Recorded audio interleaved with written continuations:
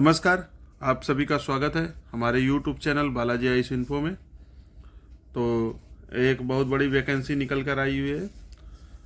राजस्थान आयुर्वेद विश्वविद्यालय national Ayush mission के अंतर्गत तो 17/2 को ये वैकेंसी आई हुई है। जिन लोगों ने हमारे चैनल को सब्सक्राइब नहीं किया है, प्लीज़ वो हमारे चैनल को सब्सक्राइब कर लें। तो देखते हैं। राष्ट्रीय आयुष मिशन आयुर्वेद यूनानी चिकित्सक, yoga professional, pharmacist Ayurveda, Ayurveda nurse compounder, district program manager और डाटा एंट्री के लिए संविदा के पद हेतु सीधी भर्ती के लिए वैकेंसी निकली हुई है। ठीक है।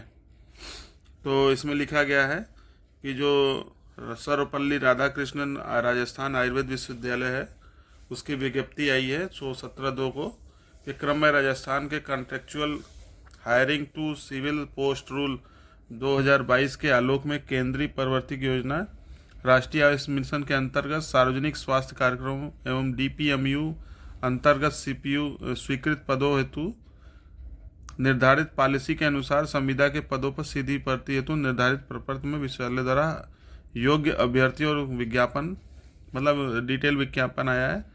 पदों की संख्या की बात की जाए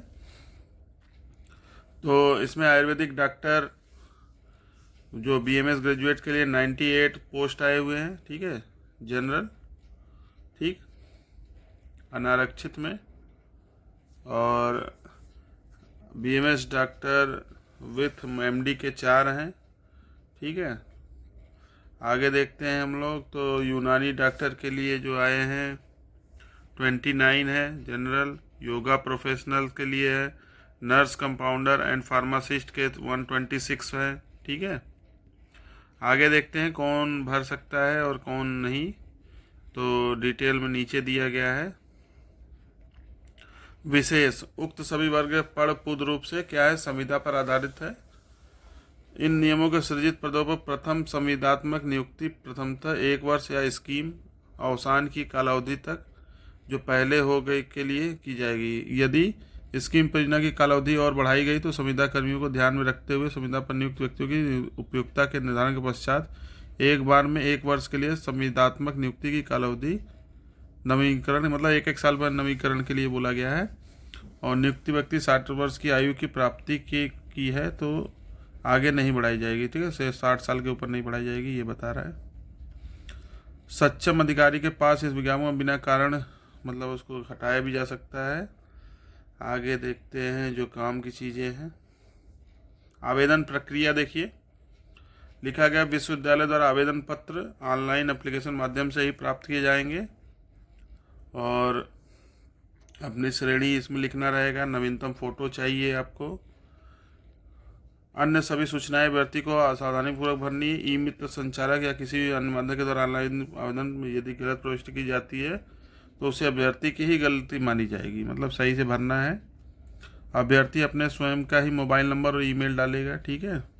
आवेदक को ऑनलाइन आवेदन करने के पश्चात ऑनलाइन क्रमांक आवश्यक रूप से प्राप्त होगा। आवेदन पत्र क्रमांक अंकित या प्राप्त नहीं हुआ तो इसका अर्थ है कि आवेदन स्वीकार नहीं हुआ है। ठीक है। आगे देखते हैं। आवेदन करते समय कोई समस्या हो तो इन्होंने अपनी हेल्पलाइन नंबर दी है और ईमेल ID, इस पर आप संपर्क कर सकते हैं।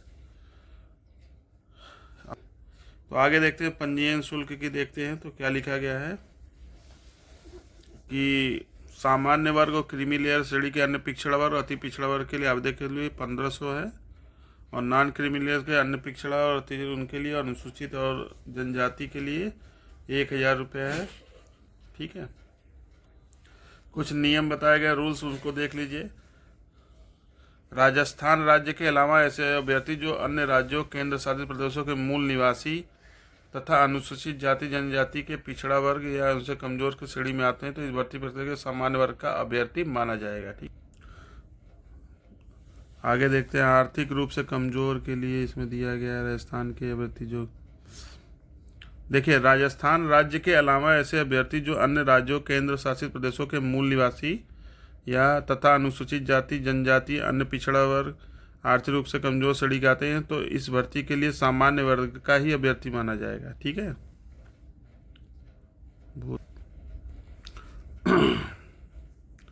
नेक्स्ट वीडियो में हम लोग डिटेल में देखेंगे। अभी जो लोग इच्छुक हों वो भर सकते हैं। आगे देखते हैं कि कुछ जो नियम कैटेगरी एब्रिविएशन हो गए, दिव्यांगजन के लिए राजस्थान, दिव्यांगजन के लिए हो गया, अनुसूचित जनजाति के लिए। अन्य योग्यताएं में देखिए लिखा गया है क्या क्या होना चाहिए।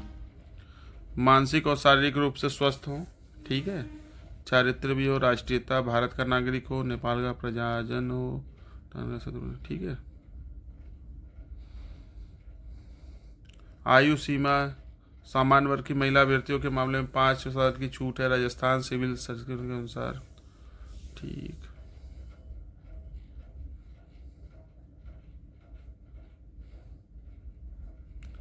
परीक्षा का आयोजन कहाँ पे किया जाता है? विश्वविद्यालय उक्त पदों पर भर्ती परीक्षा के आयोजन के माध्यम से CBT आधारित मानी जाएगी, ठीक है। प्रवेश पत्र नियुक्ति के लिए और किसी भी ऐसे पुरुष आवेदक जिसकी एक से अधिक जीवित पत्नी हो चयनित किए जाने या नियुक्ति के पात्र नहीं माना जाएगा, ठीक है। किसी भी महिला आवेदक का जिसने पुरुष से विवाह किया और पहले जीवित पत्नी है वो उसको भी नहीं। आगे देखते हैं हम लोग, 2 से अधिक संतान वाले भी नहीं। जहां किसी अभ्यर्थी के पूर्वोत्तर प्रश्न आवेदन कैसे करें तो ये लिखा गया है।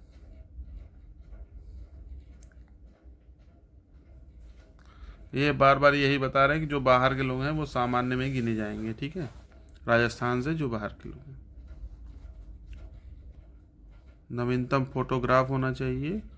फोटोग्राफ और हस्ताक्षर स्पष्ट नहीं होने पर आवेदन स्वीकार नहीं किया जाएगा। और उसकी MB भी दी गई है, उसको ध्यान रखिएगा आप लोग। हस्ताक्षर भी अपलोड करना है तो उसका भी साइज दिया गया है A4 साइज पर, 7 सेंटीमीटर चौड़ा चाहिए। परीक्षा के लिए संशोधन, ठीक है। तो जो भी इंटरेस्टेड कैंडिडेट हैं वो इसको भर सकते हैं।